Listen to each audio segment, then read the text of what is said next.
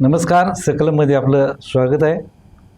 America, Israel आणि Iran यांच्यातील युद्ध आता ते 2-3 देशांपुरतं मर्यादित राहिलेलं नसून त्याचे पडसाद आता जगावर उमटू लागलेले आहे. हे युद्ध सुरू होऊन 5 आठवडे उलटलेत, पण अद्यापही काही युद्ध संपलेलं दिसत नाही आहे. अमेरिका यातून माघार घेण्याचा प्रयत्न करते, परंतु त्यांना यातून माघार देखील घेता येईना. या सगळ्या पार्श्वभूमीवर अमेरिकेनं इराणला 48 तासाचा अल्टिमेटम दिलेला आहे. या युद्धाविषयक चर्चा करण्यासाठी भूराजकीय विश्लेषक डॉक्टर श्रीराम पवार आपल्यासोबत आहेत. आपण या सर्व घडामोडींच्या विषयी आपण चर्चा करूया. सर नमस्कार. अमेरिकेनं आता इराणला धमकी दिलेली आहे. 48 तासांचा त्यांनी अल्टिमेटम दिलेला आहे. जर स्ट्रेट ऑफ हॉर्मुझ जर त्यांनी खुलं केलं नाही तर इराणला बेचिरा करू, इराण उद्ध्वस्त करू, इराणला अगदी पाषाण युगाच्या अवस्थेमध्ये पर्यंत नेऊ, अशा पद्धतीचे त्यांनी भाषा वापरलेली आहे. इराणला धमकी दिलेली आहे. नेमका याचा अर्थ काय? दुसरी गोष्ट, हे युद्ध चिघळणार आहे की थांबणार आहे? काय हे एक प्रेशर टॅक्टिक्सचा भाग आहे? नाही, इराण संदर्भात डोनाल्ड ट्रम्प ज्या प्रकारची भाषा बोलत आहेत त्याच्यामध्ये प्रेशर टॅक्टिक्स आहे. पण त्यातून एक जाणवते की अमेरिकेमध्ये एक गोंधळ आहे की या युद्धाचं करायचं काय त्यांना समजत नाही आहे. हे युद्ध लगेच संपेल असं समजून त्यांनी हवाई हल्ले केले. हवाई हल्ले यशस्वी झाले म्हणता येतील, कारण इराणचं मोठं नुकसान अमेरिकेने इस्रायलने मिळून केलेलं आहे. पण ज्यासाठी हे सगळे हल्ले झाले त्यातलं काहीच साध्य होत नाही. आणि उलट इराणच्या हातात एक नवं अस्त्र सापडलं की स्टेट ऑफ हॉर्मुझ ते बंद करू शकतात. बरोबर आहे. म्हणजे जगानं किती विनंत्या केल्या आणि अमेरिकेनं किती ताकद लावली, तर 6 आठवड्यानंतर सुद्धा स्टेट ऑफ हॉर्मुझ म्हणून जहाज जाऊ द्यायचं की नाही हे इराण ठरवतोय. तेल वाहतुकीचा मार्ग रोखून धरला, गॅस वाहतूक सगळंच त्यांनी रोखून धरलंय. आणि ते रोखून धरल्यापेक्षा रोखून धरू शकतो हे जे इराणनं दाखवलंय ते त्यांच्या हातात आलेलं सगळ्यात मोठं लिव्हरेज आहे. हे एक लक्षात घ्यायला पाहिजे आपण की अमेरिकेला युद्धातून मागं जायचं आहे हे दिसतंय. जायचं असताना स्वाभाविकपणे अमेरिकेला आम्ही युद्ध जिंकलं असं डिक्लेअर करायला पाहिजे. बरोबर आहे. अमेरिका युद्ध जिंकला असं डिक्लेअर करू शकली असती कधी? 2 पैकी एक गोष्ट झाली असती. एक तर रेजिम चेंज केला, म्हणजे खामेनेई सत्ता पालट झाला असता, इराण सत्ता पालट झाला, नवीन सत्ता आली, ती सत्ता अमेरिकेची सुसंगत अमेरिका दाजीनी सत्ता आली तर आम्ही युद्ध जिंकलं म्हणून मागं जाणं बरोबर आहे शक्य होतं किंवा तो अमेरिकेचा विजयच असता. अमेरिका इस्रायलचा विजय झाला असता. इस्रायलला त्याच्या पलीकडे पाहिजे, गोंधळ पाहिजे संपूर्ण इराणमध्ये. पण अमेरिकेसाठी निश्चित विजय झाला असता, ते झालेलं नाही आहे. दुसरी गोष्ट, इतकं प्रचंड नुकसान केल्यानंतर सुद्धा इराण अटी घालतोय. इराण असं म्हणत नाही की आता अमेरिकेनं वाटाघाटीला समोर आल्यानंतर ठीक आहे वाटाघाटी करूया असं म्हणत नाही आहे. जो इराण युद्ध सुरू व्हायच्या आधी वाटाघाटीला तयार होता, वाटाघाटी सुरू होत्या आणि त्यांचे अणुप्रकल्प आंतरराष्ट्रीय संस्थांच्या निगराणीखाली आणायला इराण जवळजवळ तयार झाला. असा इराण आता म्हणतोय की तुम्ही पश्चिम आशियातून बाजूला अमेरिकेला. तर हे एक मोठी शिफ्ट आहे. इराण आता थोडंसं बळचट भूमिकेत आहे. आणि हॉर्मुझची जी समुद्रधुनी आहे की ज्याच्यातून हे सगळं अडलं आहे, ते इराणच्या हातात असं शस्त्र सापडलं आहे की ते जगाच्या अर्थव्यवस्थेला विटेल देऊ शकतात. म्हणजे काल $111 पर्यंत प्रति बॅरल तेलाची किंमत गेली होती. खूपच प्रचंड. एका दिवसात 11%, कित्येक दशकात इतके एका दिवसात वाढले. जगाचं नाक दाबून आणि अमेरिकेला जरी तेल लागत नसलं पश्चिम आशियातलं तर अमेरिकेतल्या तेलाची किंमत प्रचंड प्रमाणात वाढली. तिथल्या ग्राहकांना पण झटका आहे. त्यामुळं अमेरिकेला यातून बाजूला व्हायचं आहे, डोनाल्ड ट्रम्पनं बाजूला व्हायचं आहे. त्यांनी वापरलेली भाषा अतिशय अश्लाघ्य आहे, अश्लील भाषा वापरली आहे. चर्चा न करण्यासारखी. कुठलाही देशाचा प्रमुख अशा प्रकारची भाषा दुसऱ्या देशाविषयी, किती देश तिथली राजवट तुम्हाला आवडती नाही आवडती हा वेगळा विषय आहे, पण तो सार्वभौम देश आहे. बरोबर. युनोनं मान्यता दिलेला, सगळ्या जगानं मान्यता दिलेला देश आहे. अशा देशाविषयी इतकी घाणेरडी भाषा वापरणं, तुम्ही राष्ट्रप्रमुख आहात, हे एका ती फ्रस्ट्रेशनचं लक्षण आहे. बरोबर. आणि त्या फ्रस्ट्रेशनचा अर्थ काय आहे की अमेरिकेतल्या तेलाची किमती वाढल्या हे स्टेट ऑफ हॉर्मुझ बंद करण्याचं एक परिणाम आहे. बरोबर. पण त्याच्यापेक्षा महत्त्वाचा परिणाम काय आहे, म्हणजे मध्येच ट्रम्प काय म्हणाले की आम्ही कुठं तिथून तेल घेतोय, जे तेल घेतात त्यांनी बघावं. म्हणजे त्यांनी नाटोच्या देशांना सांगितले की तुम्ही मदत करा हॉर्मुझ खुली करायला, पण सगळ्यांना नाही म्हणून सांगितलं. इंग्लंड, ब्रिटन नाही म्हणून सांगितलं, ऑस्ट्रेलिया. अमेरिकेचा पराभव. एका अर्थानं अमेरिका यात एकाकी आहे. इस्रायल आणि अमेरिका सोडून त्यांच्यासोबत स्टेट ऑफ होर्मुझ मुक्त करायला दुसरं कोणी आलेलं नाही. बरोबर. या आधीच्या सगळ्या युद्धांमध्ये अमेरिकेसोबत नाटो देश होते, विशेषतः ब्रिटन पटकन अमेरिकेसोबत जायचं, त्यातलं कोणीच आलेलं नाही. या सगळ्या नाटो देशांना ट्रम्प शिव्या घालतायत, म्हणजे त्या अर्थाने खेटी पडले. हे एक फ्रस्ट्रेशन आहे. दुसरं, रेजिम चेंज झाला नाही, हे दुसरं फ्रस्ट्रेशन आहे. आणि तिसरा जो भाग आहे जो अमेरिकेच्या प्रतिष्ठेशी जोडला आहे. प्रतिष्ठेशी जोडला आहे म्हणजे काय तर 1956ला सुएझ कालवा इजिप्तनं त्याचं राष्ट्रीयकरण केलं आणि त्याच्या विरोधात ब्रिटननं कारवाई केली. ब्रिटन आणि फ्रान्सने मिळून त्याच्यावर कारवाई केली आणि सुएझचा कालवा राष्ट्रीयकरण करता येणार नाही, तो जगासाठी खुला असला पाहिजे अशा प्रकारची भूमिका घेतली. पण ब्रिटनला माघार घ्यावी लागली. ब्रिटनला माघार घ्यावी लागली. अमेरिका त्यांच्यासोबत उभा राहिला नाही. सुएझ संघाने सांगितले की आम्हाला मान्य नाही आणि ब्रिटनला माघार घ्यावी लागली. ती ब्रिटननं माघार 1956ला घेतल्यानंतर ब्रिटनची जागतिक सत्ता म्हणून जी पत होती ती इतकी घसरली की त्यानंतर कधीच ब्रिटनला कोणी महासत्ता म्हटलं नाही, जागतिक सत्ता म्हटलं नाही. त्याच्या आधीपर्यंत ब्रिटन महासत्ता होता. जसं जरी दुसऱ्या महायुद्धानंतर ब्रिटन ची सत्ता कमी होत होती तरी 56चा धक्का असा होता की त्यानंतर तो मोठं साम्राज्य होतं जगभरामध्ये. याचं कारण काय तर जी महाशक्ती असते ती महाशक्ती पॉवर प्रोजेक्शन म्हणजे ताकद दाखवून किंवा प्रत्यक्ष ताकदीचा वापर करून दोन्हीपैकी कुठल्या तरी मार्गानं त्याला हवं ते करू शकते, तोपर्यंत ती महासत्ता असते. बरोबर. मिलिटरीली किंवा जिओ पॉलिटिकली. जेव्हा लक्षात येते जगाच्या की यांनी डिक्लेअर करून सुद्धा त्यांना ते करता येत नाही, तेव्हा त्या महासत्तेच्या प्रतिष्ठेचा प्रश्न तयार होतो. आणि लगेच काय अमेरिका महासत्ता म्हणून डिक्लाइन होणार नाही. ब्रिटन डिक्लाइन झाली, त्याच्या मागं दुसरं महायुद्ध होतं. बरोबर. पाऊंड मोठ्या प्रमाणावर घसरत होता, अनेक कारणं होती. पण हे एक सिम्बॉल असतो. आणि स्टेट ऑफ होर्मुझ जर अमेरिकेला मोकळी करता आली नाही तर सिम्बॉलिकली अमेरिकेच्या प्रतिष्ठेला मोठा धक्का असेल. इथून पुढच्या काळात पश्चिम आशियात आणि एकूणच जिओ पॉलिटिक्समध्ये अमेरिकेचा जो दबदबा होता त्या दबदब्याला एक मोठा धक्का यामध्ये मिळाला असेल आणि ते ट्रम्पना नको आहे. म्हणजे स्टेट ऑफ होर्मुझ हा टर्निंग पॉईंट असणार अमेरिकेची महासत्ता आहे की नाही ते डिक्लेअर करण्यासाठी. बरोबर. अमेरिकेची महासत्ता म्हणून असली पद घसरणीला लागू शकते हे जर मोकळी करता आली. अमेरिकेनं जे काही डील दिले इराण सोबत चालू आहे ते आता ते इराण ते मान्य करेल का? आणि मग समजा नाही मान्य केलं काय झालं, आता त्यानं काहीतरी अल्टिमेटम दिलेलं आहे, म्हणजे युद्ध आता मग चिघळेल काय, थांबणार, पुढं वाढणार काय, नक्की त्याविषयी काय? पण हे काय की डोनाल्ड ट्रम्प यांच्याविषयी काय अंदाज करणं खूप कठीण आहे. म्हणजे ते एक दिवशी म्हणतायत की आता आम्ही वाटाघाटीच्या अगदी जवळ आलोय, दुसऱ्या दिवशी म्हणतायत की युद्ध आणखी वाढणार आहे, नंतर म्हणतायत की 2 दिवसातच संपेल, आम्हाला करायचंच नाही, माझी इच्छा नाही, नंतर मग मला तेलच हवाय फक्त इथलं. अशा अनेक गोष्टी ते जे काही बोलतायत त्याच्यामुळं नेमका अंदाज येत नाही की हे कुठं थांबणार आहेत. आणि कदाचित त्यांचं कन्फ्युजन करून काहीतरी काय हे जे टेक्निक आहे, म्हणजे मागच्या 2 वेळेला असं झालं की वाटाघाटी सुरू होत्या अण्वस्त्रा संदर्भात आणि मागच्या वेळेला इस्रायलनं हल्ला केला, त्यात अमेरिका उतरली, मागच्या जूनमध्ये झाले होतात. आणि आता सुद्धा वाटाघाटी सुरू असताना त्यांनी हल्ला केला.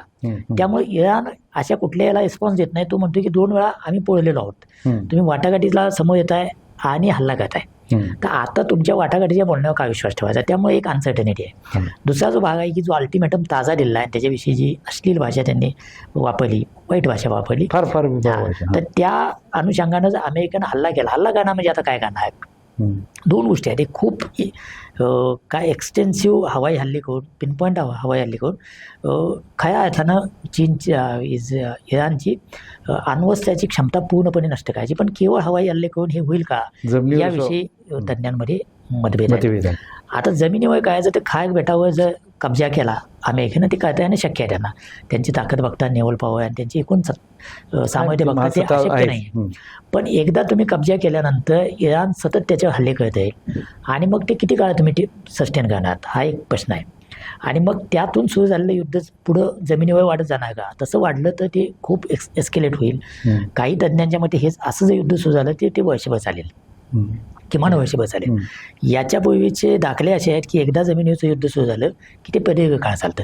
म्हणजे आपण अगदी कोरियाच्या युद्धापासून बघितलं, दक्षिण कोरिया आणि उत्तर कोरिया जी सेपरेट झाली त्या युद्धातून, त्या युद्धापासून बघितलं तर मग व्हिएतनामचं युद्ध 10 वर्षापेक्षा जास्त झालं, अफगाणिस्तानचं युद्ध 20 वर्ष झालं, इराकमधली अमेरिकेची कारवाई 8 वर्ष झाली. त्यामुळे एकदा तुम्ही या टॅपमध्ये गेला जमिनीवरच्या युद्धाच्या की ते किती काळ चालेल याविषयी सांगता येणं कठीण आहे. त्यामुळं ते बोलतायत खूप जोरात, युद्ध सुरू करणं सोपं आहे पण ते थांबवणं गुंडाळणं, वाइंडअप ज्याला टर्म म्हणताय ते वाइंडअप करणं इतकं सोपं नाही आहे. त्यामुळं अमेरिका काय करेल, मग शेवटचा पर्याय काय असतो तर तुमच्याकडे असली मास डिस्ट्रक्शनची वेपन्स वापरणं म्हणजे अणुबॉम्बसारखी वेपन्स वापरणं. पण ते अमेरिका कळेल असं काही मला वाटत नाही.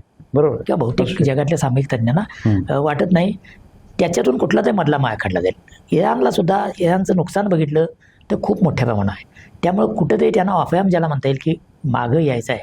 एक तर तुम्ही ताकद दाखवलेली आहे अमेरिकेसारख्या महासत्तेला, इस्रायलसारख्या प्रचंड टेक्नॉलॉजी असलेल्या सत्तेला पुढे तुम्ही झुकलेलं नाही. 6 आठवडे याची जगानं दखल घ्यायची तेवढी घेतली आहे. त्यानंतर आता कुठल्या तरी टप्प्यावर मागं येणं हे इराणसाठी पण छानपण आहे.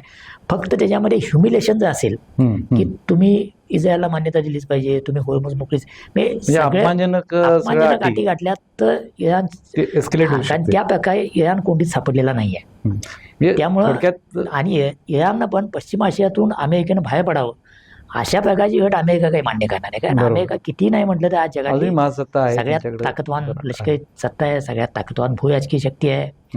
ज्याला आपण सॉफ्ट पॉवर म्हणतो ती आज जगात सगळ्यात मोठी आहे. टेक्नॉलॉजिकल पॉवर ती सगळ्या जगात मोठी आहे. अशा सत्तेला तुम्ही 6 आठवडे झुंजवलं आणि वाटाघाटीच्या टेबलवर आणलं, हाच मोठा विजय आहे. असं म्हणून परस्पर काय म्हणता येईल सन्मानजनक तोडग्यातनं जर युद्ध संपलं तर या युद्धाचे परिणाम कमी होतील, पण परिणाम संपणार नाहीत. तरीसुद्धा युद्धातून आलेले परिणाम पुढचे 6 महिन्याचे किंवा वर्षभर सुद्धा चालत राहतील. ते तुमच्या मते अजूनही आता या सद्य परिस्थितीत एक सांगणं अवघड आहे, अनिश्चितता आहे.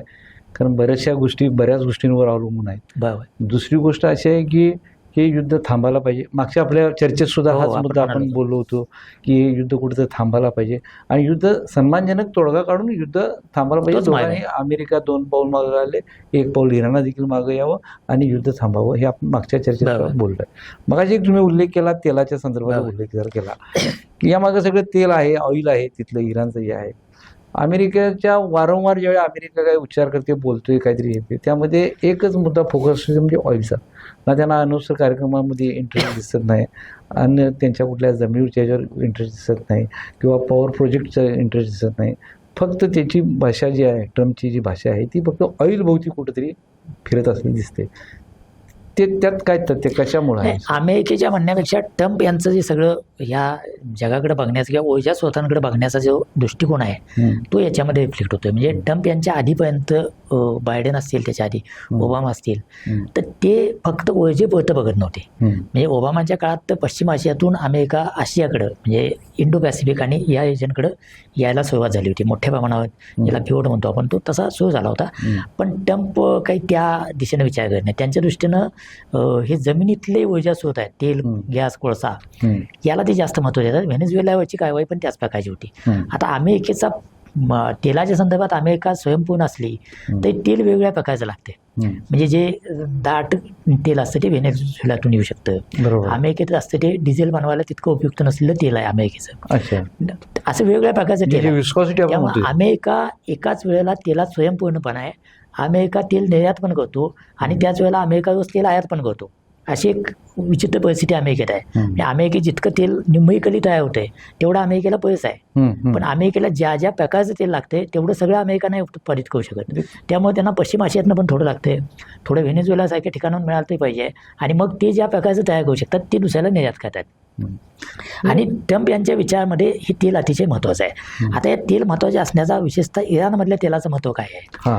तर इराणमधलं तेल हे अमेरिकेला अण्वस्त्रान इतकंच महत्त्वाचं काय आहे तर पश्चिम आशियातल्या बाकीच्या सगळ्या तेलाचा व्यवहार जसा अमेरिकेला हवा तसा होतो, म्हणजे पेट्रोल डॉलरमध्ये होतो. बरोबर.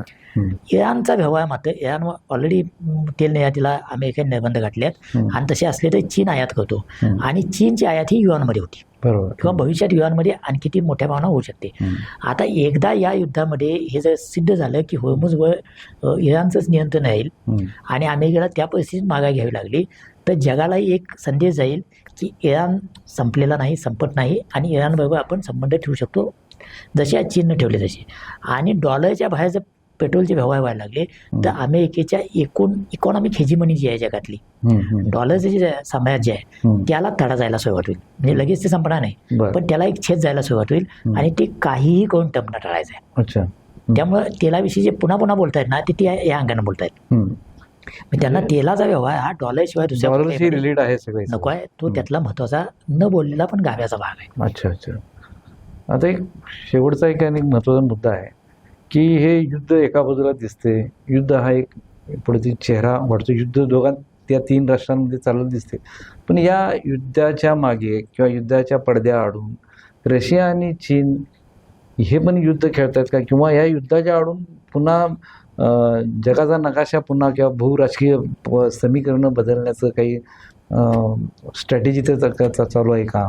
या जगाच्या भूराजकीय रचनेमध्ये कुठेही युद्ध चालू असेल तर त्याचा जास्तीत जास्त फायदा आपल्याला कसा होईल असा प्रयत्न मोठ्या शक्ती सगळ्या कायम करत असतात. मोठ्या शक्ती, मध्यम शक्ती या प्रकारचं मिनिंग करत असतात की त्याचा आपल्याला फायदा कसा होईल. म्हणजे आता युद्ध सुरू असताना तुर्कीसारखा देश काय करतो तर आपल्याला मध्यस्थी करता येईल का, त्याच्यातनं आपली प्रोफाईल वाढवायचा प्रयत्न करतो. पाकिस्तान तसा प्रयत्न करतोय, इजिप्त तसा प्रयत्न करतोय. चीन आणि रशिया हे 2 असे खेळाडू आहेत म्हणजे जगात सर्वाधिक मोठ्या लष्करी ताकदी 3 आहेत, अमेरिका, चीन आणि रशिया. बरोबर. या 3 खऱ्या अर्थानं शक्ती आहेत की ज्या जगात कुठे उलटापालटी करू शकतात. त्यातल्या रशियानं ठरवून घेतलं की युएशिया आणि आपल्या शेजारचं प्रभाव क्षेत्र इथं आम्हाला हवं ते करू. चीननं असं ठरवलेलं आहे की आमचा शेजारी प्रभाव आहे पण आम्ही मिलिटरी ॲक्शन कुठं घेणार नाही. आम्ही जे काही करू ते इकॉनॉमिक डायमेन्शनमध्ये सध्या तरी करू. आणि अमेरिका मात्र सगळ्या प्रकारचे वेपन्स वापरते म्हणजे ते मिलिटरी ॲक्शन पण घेते, त्यांचे जे काही लिव्हरेजेस आहेत, कल्चरल आहेत किंवा इकॉनॉमिक आहेत ते सगळे वापरते. त्यामुळे त्या अर्थानं अमेरिका हाच हेजिमोनिक पॉवर आहे. या युद्धानंतर मात्र तर या युद्धातून रशियाचं लक्ष काय आहे तर इराण याच्यामध्ये जर सक्सेसफुल ठरला तर त्याचा लॉंग टर्म फायदा रशियाला होणार आहे. एक तर रशियन तेल आता सगळेच जण घ्यायला लागलेत, त्यामुळे रशियाकडे पैशाची आवक पुन्हा वाढली, ते युक्रेनच्या विरोधात ते वापरू शकतील. चीनचा याच्याकडे बघण्याचा दृष्टिकोन आहे की अमेरिका अशा प्रकारच्या युद्धात अडकून जितकी अमेरिकेची पत कमी होईल, म्हणजे यात चीनच्या दृष्टीने झालेले फायदे काय आहेत तर एक तर इराण उभा आला, त्याला चीनची जी बायडू 3 नावाची यंत्रणा आहे ती त्यांना जे काही डेटा आणि सॅटेलाईटचा सपोर्ट लागतो तो ती यंत्रणा देते असं म्हणतायत, हे असं सांगितलं जाते.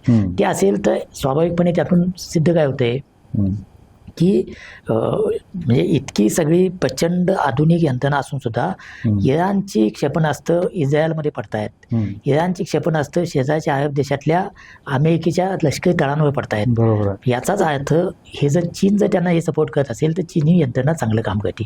तो चीनचा फायदा आहे. आपापसाची प्रोफाईल वाढली की अमेरिकेच्या आणि इस्रायलच्या तंत्रज्ञानाच्या असताना सुद्धा चीनचं तंत्रज्ञान इराणच्या क्षेपणास्त्रांना योग्य लक्षापर्यंत घेऊन जाते, त्यांची एक प्रोफाईल वाढली, तो फायदा आहे. दुसरा फायदा काय आहे की जर होर्मुझ अमेरिकेला बळानं मोकळं करता आलं नाही तर इराण आता आणखी जवळ गेला आहे चीनच्या, त्यामुळं युआनची किंमत पुन्हा वाढेल, म्हणजे युआनचा दबदबा वाढेल, किंमत नाही वाढली ते.